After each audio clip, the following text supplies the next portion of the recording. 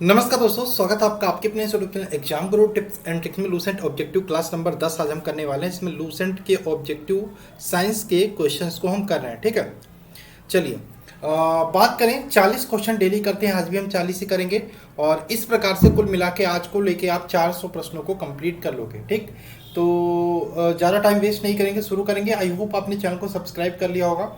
चलिए, यहाँ पे कुछ पीडीएफ हमारे स्टैटिक जीके का जिनको लेके अपनी तैयारी को अच्छा कर सकते हो। स्टैटिक जीके आपको पता है रेलवे परीक्षा के लिए कितना महत्वपूर्ण है। इसके अलावा मैथ जिनका वीक है उनके लिए मैथ का गेस्ट पेपर है, 500 क्वेश्चन का लिंक डिस्क्रिप्शन में मिल जाएगा। और साइंस के लिए भी आपका ये वाला पीडीएफ है। ठीक, चलिए शुरू करते हैं पहले प्रश्न से। सारे क्वेश्चन आपके लूसेंट ऑब्जेक्टिव बुक से है, थ्योरी आप खुद से पढ़ रहे हो, रुक्मणी की क्लासेस भी चली रही है साथ में। ठीक है, तो 3-4 किताबें आपके यहाँ पे एग्जाम से पहले हम कंप्लीट करवा देंगे। ठीक, पीडीएफ हमारा साइंस का वो भी पढ़ रहे हो। ठीक, क्वेश्चन है नंबर 1 है, गर्म मौसम में पंखा चलाने से आराम महसूस होता है, इसका रीजन क्या होता है। अभी वर्तमान में बात करें, ह्यूमिडिटी जब ज़्यादा हो जाती है ना तो दिक्कत होने लगता है। क्या बोला मैंने? जब ह्यूमिडिटी ज़्यादा हो जाती है तो दिक्कत होने लगता है। चलिए, क्वेश्चन क्या है, गर्म मौसम में पंखा चलाने से आराम महसूस होता है। क्यों आराम महसूस होता है? क्योंकि पंखा जो होता है ना, हमारे शरीर से जो पसीना होती है ना उसको तेजी से वाष्पीकृत कर देता है, हमारे पसीने को तेजी से वाष्पीकृत करता है। ठीक है, इस कारण से हमें आराम महसूस होता है, अच्छा लगता है। Option number B right answer हो। क्वेश्चन नंबर 2 की बात करें, कमरे को ठंडा किया जा सकता है किसके द्वारा भाई? तो कमरे को ठंडा करने के लिए क्या करेंगे भाई? संपीड़ित गैस को छोड़कर कमरे को ठंडा किया जा सकता है, इसको ध्यान रखिएगा। ऑप्शन नंबर बी इसका राइट आंसर हो जाएगा। चलिए क्वेश्चन नंबर 3 की बात कर लेते हैं। 3 क्या भाई? 3 है, कोई पिंड उष्मा का सबसे अधिक अवशोषण करता है जब वह हो किस अवस्था में हो भाई? कैसा हो कि उष्मा का अधिक अवशोषण करेगा?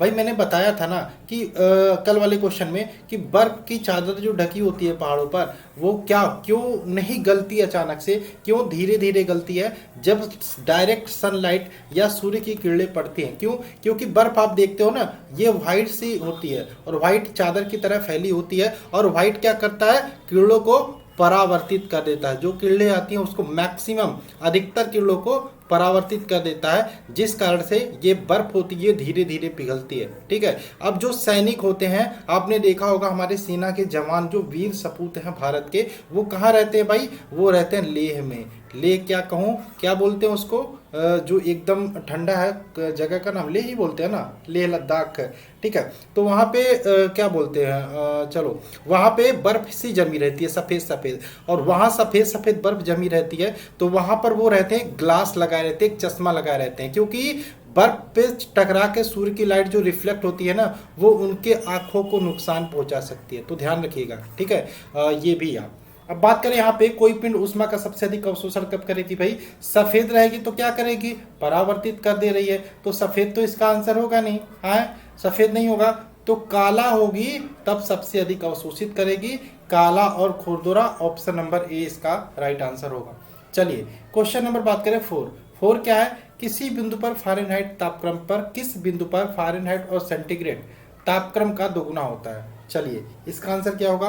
किस बिंदु पर फ़ारेनहाइट तापक्रम सेंटीग्रेड तापक्रम का दोगुना होता है? तो ध्यान रखिएगा 160 डिग्री फ़ारेनहाइट पर।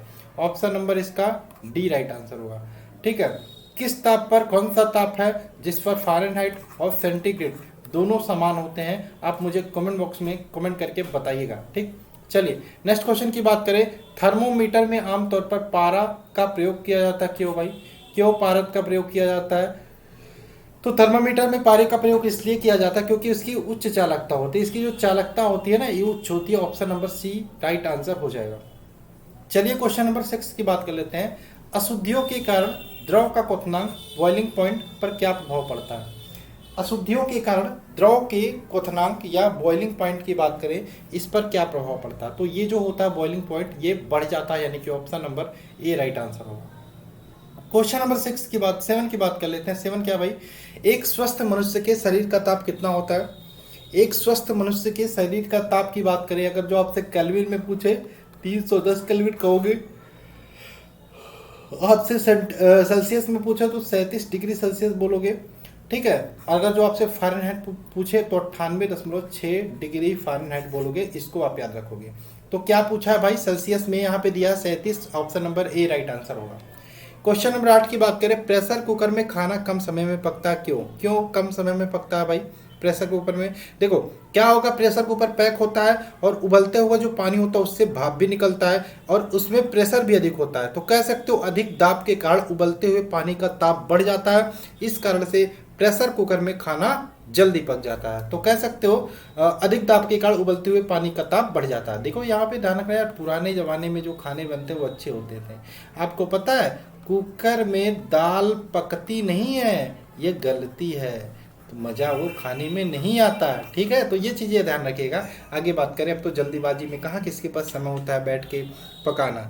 चलो, किसी वस्तु की विशिष्ट ऊष्मा किस पर निर्भर करती है, इसका आंसर क्या होगा?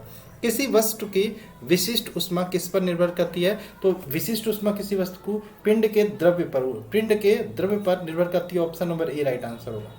क्वेश्चन नंबर 10 की बात कर लेते हैं, गर्मियों में सफेद कपड़े पहनना आरामदायक होता है, क्यों? क्यों भाई गर्मियों में सफेद कपड़े पहनना आराम होता है? भाई गर्मी में आप धूप में निकल रहे हो तो सूर्य की प्रकाश आ रही तो आपको और गर्मी होगी।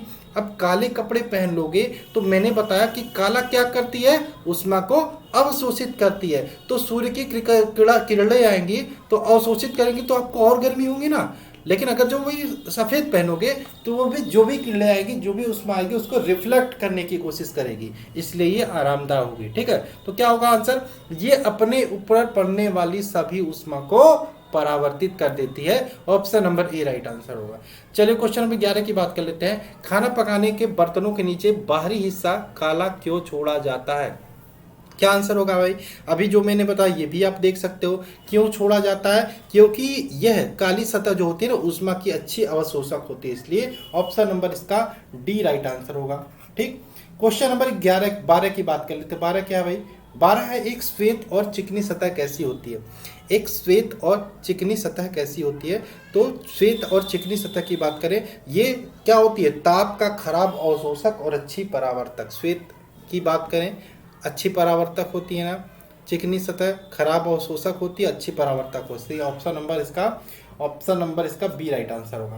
13 की बात करें, निम्नलिखित में से कौन सा कथन सही नहीं है? ठीक है, कौन सा सही नहीं है? एयर कंडीशनर, एसी और कूलर दोनों तापक्रम को नियंत्रित करते हैं। ठीक है, ये सही है। ठीक है, एयर कंडीशनर एयर कूलर दोनों आर्द्रता को नियंत्रित। देखो अभी वर्तमान में बात करें जहाँ पे मैं हूँ, ह्यूमिडिटी बोलते हैं ना, ह्यूमिडिटी यानी कि आर्द्रता। आर्द्रता आप कहते हो कि उमस हो रही है, इसी को ह्यूमिडिटी बोलते हैं। आप पंखा चलाओगे आपको गर्मी जो होगा वो कंट्रोल हो जाएगा, लेकिन अगर जो आपके वायुमंडल में आर्द्रता बहुत ज़्यादा, आपको उमस बहुत ज़्यादा होगी, वो उमस पंखे से कंट्रोल नहीं होगी, कूलर से भी कंट्रोल नहीं होगी, जबकि एसी से कंट्रोल हो जाएगी। यानी कि एसी जो होता है ना वो आपके तापक्रम को भी नियंत्रित करता है, आर्द्रता को भी नियंत्रित करता है, इसको ध्यान रखिएगा। ठीक, और कूलर आपके आर्द्रता को, पंखा आर्द्रता को नियंत्रित नहीं करता। ठीक, तो एयर कंडीशनर तथा एयर कूलर दोनों आर्द्रता को नियंत्रित करते हैं? नहीं, एयर कंडीशनर करता है, कूलर नहीं करता, तो यही आपका सही नहीं होगा, ऑप्शन नंबर बी। 14 की बात करें, एक थर्मामीटर जो 2000 डिग्री सेल्सियस मापने हेतु प्रयुक्त होता वह है कौन सा भाई? तो पूर्ण विकिरण पायरोमीटर। कल मैंने क्लास में पूछा था आपसे, क्वेश्चन आया था, उसमें पूछा था सूर्य का ताप मापना हो तो आप किसका प्रयोग करोगे? तो इसका आंसर यही होगा, पूर्ण विकिरण पायरोमीटर। चलिए क्वेश्चन नंबर 15 की बात करें, जब सिले बिस्कुटों को थोड़ी देर के लिए फ्रिज के अंदर रख दिया जाता है। ठीक है, जब सिले बिस्कुटों को, ठीक है, मतलब जो नरम हो जाती है बिस्किट, इसकी बात हो रही है, थोड़ी देर के लिए फ्रिज के अंदर रखा जाता है तो कुरकुरे हो जाता है। इसका आंसर क्या होगा? क्योंकि आर्द्रता अधिक होती है इसलिए नमी जो होती है वो अवशोषित हो जाती है, इस कारण से हमारी जो बिस्कुट हो, क्या होगा इसका आंसर? बिस्कुट जो होती है वो कुरकुरे हो जाती है। ठीक है, option number B. Question number 16 की बात करें, पीडीएफ टेलीग्राम ग्रुप में मिलेगा, दोनों टेलीग्राम ग्रुप का लिंक डिस्क्रिप्शन में आप ज्वाइन जरूर कर लीजिएगा। क्वेश्चन नंबर 16, शीतकाल में एक मोटी कमीज की अपेक्षा 2 पतली कमीजें हमें अधिक गर्म क्यों रखती हैं? ठीक है, अब देखो गर्म क्यों लगती हैं? क्योंकि हमारे शरीर से कपड़े हमें गर्म रखती हैं। क्यों? क्योंकि हमारे शरीर से जो ऊष्मा बाहर निकलती है उसको जाने से रोकती हैं। इस कारण से हमें कपड़े जो होती हैं वो गर्म रखती हैं। अब दो कमीजों के बीच वायु की परत रोधी के माध्यम से में काम आएगा, इस कारण से दो पतली कमीजें पहनने पर हमें अधिक गर्म महसूस होगा। दो पतली कमीजें के बीच क्या होगा, वायु जो होती है वो परत रोधी के रूप में काम करती है। Option number C right answer होगा। क्वेश्चन नंबर 17 की बात करें, निम्नलिखित में से किसकी ऊष्माधारिता अधिक है? किसकी ऊष्माधारिता अधिक है? तो ऑप्शन के हिसाब से देखो भाई, जल की ऊष्माधारिता अधिक है, option number B. Question number 18 की बात करें, यदि किसी स्थान के तापमान में सहसा वृद्धि होती है तो आपेक्षिक आर्द्रता पर क्या प्रभाव पड़ेगा? तो यदि किसी स्थान के तापमान पर सहसा वृद्धि हो तो जो अपेक्षिक आर्द्रता होगी वो घटती है, option number B right answer होगा। क्वेश्चन नंबर 19 की बात करें, सेल्सियस के में माप का कौन सा तापक्रम 300 के बराबर होगा? भैया अब मैंने आपको फॉर्मूला बताया था ना, उसी फॉर्मूले पे आप पुटअप करके इसका आंसर निकाल लोगे। क्या बताया था मैंने पूरा फॉर्मूला बताया था, F-32/9 बराबर C/5 बराबर K-273 बटे आपका क्या हो जाएगा 5, K-273/5 हो जाएगा। ठीक, चलो अब सेल्सियस पैमाने पर दिया 300 के, यहाँ पे 300 के पुटअप करोगे तो केल्विन पैमाने पे आपका केल्विन पैमाने पे दिया है ना, तो के की जगह आप 300 रखोगे तो आपका सेल्सियस पैमाने का माप निकल के आ जाएगा। ये होगा लगभग 27 degree Celsius, option number B. Question number 20 की बात करें, बिना किसी ताप परिवर्तन के किसी पदार्थ को द्रव से गैस में परिवर्तित करने के लिए अपेक्षित ऊष्मा को किसकी गुप्त ऊष्मा कहा जाता है? इसका आंसर क्या होगा? तो इसे बोलते हैं वाष्पन की गुप्त ऊष्मा, option number A. Question number 21 की बात करें, ब्लैक बॉडी किसकी विकिरण को अवशोषित कर सकती है? ब्लैक बॉडी किसकी विकिरण को अवशोषित कर सकती है? तो ब्लैक बॉडी केवल उच्च तरंग दैर्ध्य के विकिरण को अवशोषित कर सकती है, ऑप्शन नंबर सी। 22 की बात करें भाई, शीत ऋतु के दिनों में हम मौसम किस प्रकार का होने पर ज्यादा ठंडा महसूस करते हैं? शीत ऋतु के दिनों में हम मौसम किस प्रकार का होने पर ज्यादा ठंडा महसूस करते हैं? तो साफ मौसम होने पर, option number A. Question number 24 की बात करें, बर्फ के बुरादे में पैक क्यों किया जाता है? बर्फ को बुरादे में क्यों पैक किया जाता है भाई? क्यों पैक किया जाता है? क्योंकि बुरादा जो होता है ना, ऊष्मा का कुचालक होता है और बर्फ जल्दी से नहीं पिघलता, option number C right answer होगा। ठीक, क्वेश्चन नंबर बात करें 25 क्या है? 25 आपका, मिट्टी के घड़े में निम्न में से किस क्रिया के कारण जल ठंडा रहता है? तो मिट्टी के घड़े में जो होती है ये वाष्पीकरण के कारण हमारा जो जल होता है वो ठंडा रहता है, option number B. Question number 26 की बात करें, शीतलन की दर किस पर निर्भर करती है? तो शीतलन की दर की निर्भर करती है आपके बॉडी और उसके आसपास के चीजों के तापमान के अंतर पर, बॉडी और उसके आसपास के बीच तापमान के अंतर पर, option number A. Question number 27 की बात करें, गैसों के दो विशिष्ट ताप इसके द्वारा संबंधित होते हैं? गैसों के दो विशिष्ट ताप किसके द्वारा संबंधित है? तो ये संबंधित होते हैं आपके Cp-Cv बराबर R/J, ये आपने सुना भी होगा, ऑप्शन नंबर इसका ए राइट आंसर हो। 28 की बात कर लेते हैं, पसीना शरीर को ठंडा करता है, क्यों ठंडा करता है भाई? पसीना क्या होता है भाई? वाष्पीकरण के लिए गुप्त ऊष्मा की आवश्यकता होती है।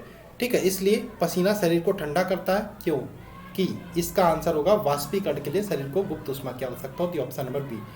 क्वेश्चन नंबर 29 की बात करें भाई, ध्वनि तरंगों की प्रकृति कैसी होती है? ध्वनि तरंगों की प्रकृति आपकी अनुदैर्ध्य होती है। देखो अब यहाँ पे आप किस चैप्टर में एंटर कर चुके हो? तरंगे ध्वनि तरंगे, ठीक है, इसमें आप एंटर कर चुके हो। चलिए क्वेश्चन नंबर 30 की बात करें, निम्न में कौन सा कथन ध्वनि तरंगों के लिए सत्य है? कौन सा कथन ध्वनि तरंगों के लिए सत्य है? ठीक है, तो ध्वनि तरंगों की ध्यान रखेगा 0 डिग्री सेल्सियस पर इसकी चाल 332 मीटर पर सेकंड होती है। ये आपका क्या है? सत्य है, ऑप्शन नंबर इसका सी राइट आंसर होगा, बाकी आपके असत्य है, तीनों देख लीजिएगा। नेक्स्ट क्वेश्चन की बात करें, क्वेश्चन नंबर आपका 31 है, अपश्रव्य तरंगों की आवृत्ति कितनी होती है? अपश्रव्य तरंग, ठीक है, अपश्रव्य तरंगों की आवृत्ति कितनी होती है? तो अपश्रव्य तरंगों की आवृत्ति कितनी होती है? 20 हर्ट्ज से कम होती है, 20 हर्ट्ज से कम होती है। श्रव्य तरंगे अपश्रव्य मनुष्य सुन नहीं सकते। श्रव्य तरंगे ऑडिबल वेव्स की कितनी होती है? 20 से 20,000 हर्ट्ज तक होती है। और जिन्हें बात करें पराश्रव्य तरंगों की, पराश्रव्य तरंगों की कितनी होती है? इसका आंसर बताइए। पराश्रव्य तरंगों की 20,000 हर्ट्ज से अधिक होती है। ठीक है, 20,000 किलो हर्ट्ज से अधिक होती है, 20 किलो हर्ट्ज का हो या 20,000 हर्ट्ज का हो। ठीक, चलिए क्वेश्चन नंबर 33 की बात कर लेते हैं। पराश्रव्य तरंगे मनुष्य द्वारा क्या सुनी जा सकती है भाई? मनुष्य द्वारा सुनी जा सकती है ऑडिबल वेव्स, जिनकी तरंग दैर्ध्य होती है 20 हर्ट्ज से 20,000 हर्ट्ज। लेकिन परासर्ग तरंगे 20,000 हर्ट्ज से अधिक होती हैं, ये मनुष्य द्वारा नहीं सुनी जा सकती। ऑप्शन नंबर ये बी राइट आंसर होगा। 34 की बात करें, परासर्ग तरंगों को सबसे पहले किसने सीटी बजाकर उत्पन्न किया था? तो गाल्टन ने, ध्यान रखिएगा गाल्टन ने, ऑप्शन नंबर बी। 35 की बात करें, शिकार, परभक्षी या बाधाओं का पता लगाने के लिए चमगादड़ अथवा डॉल्फिन किस परिघटना का प्रयोग करते हैं? ठीक है, चमगादड़ अथवा डॉल्फिन किस परिघटना का प्रयोग करते हैं? तो ये प्रतिध्वनि का निर्धारण, यानी कि आपके आगे अगर जो कोई बाधा है, आप ध्वनि निकालते हो, ये ध्वनि टकरा के वापस आएगी तो आपको पता चलेगा क्या, इको, यानी कि प्रतिध्वनि आएगी, टकरा के वापस आ रही है, तो इससे आपको पता चल जाएगा आगे बैरियर्स है, आगे बाधा है। चलिए क्वेश्चन नंबर बात करें 36, कीड़ों तथा हानि पहुंचाने वाले तत्वों को घरों से दूर भगाने के लिए प्रयोग लाया जाता है किसको? भाई अल्ट्रासोनिक तरंगों को प्रयोग में लाया जाता है, ठीक, अल्ट्रासोनिक वेव। नेक्स्ट क्वेश्चन की बात करें 37, ध्वनि का तारत्व या पिच किस पर निर्भर करता है? तो ध्वनि का तारत्व या पिच की बात करें, ये आवृत्ति पर निर्भर करता है। Option number A right answer होगा। क्वेश्चन नंबर 38 की बात करें, 38 क्या भाई, विमानों के आंतरिक भागों की सफाई में किसका उपयोग किया जाता है? तो विमानों की आंतरिक भागों की सफाई में हम प्रयोग करते हैं परासर्ग तरंगों का। Option number A right answer होगा। नेक्स्ट क्वेश्चन की बात करें, क्वेश्चन नंबर 39 है आपका, 20 हर्ट्ज से 20,000 हर्ट्ज बारंबारता की ध्वनि निम्नलिखित में से क्या है? भाई अभी मैंने बताया 2 से 3 बार, इन्हें बोलते हैं हम श्रव्य तरंगे या ऑडिबल वेव्स, जिन्हें ह्यूमन या मनुष्य सुन सकती है। 40 की बात करें, ध्वनि के तरंग वेग आवृत्ति n और तरंग दैर्घ्य लैम्डा के बीच संबंध आपने पढ़ा होगा, v = n लैम्डा, ठीक है, n लैम्डा। तो क्या आंसर हो जाएगा? v = n lambda, option number A. तो आई होप आपको ये 40 क्वेश्चन पसंद आया होगा। फिजिक्स का 22 से 23 आपकी क्लास होगी, उसके बाद आपकी बायोलॉजी लूसेंट में स्टार्ट हो जाएगी। रुक्मणी का भी लगभग 50% आप जो बायोलॉजी टॉपिक है वो कंप्लीट कर चुके हो, ठीक है, वो भी जल्दी खत्म हो जाएगी, उसमें भी हम फिजिक्स स्टार्ट करेंगे, ठीक। तो चलिए क्लास को ही खत्म करते हैं। टेलीग्राम ग्रुप का लिंक डिस्क्रिप्शन में मिल जाएगा। एक नया सरप्राइज आने वाला है नेक्स्ट मंथ, वो आपको पता चल जाएगा, ठीक। बने रहिए हमारे साथ, यानी कि exam Guru tips and tricks के साथ। मिलते हैं शुरू में। जय हिंद दोस्तों, जय भारत।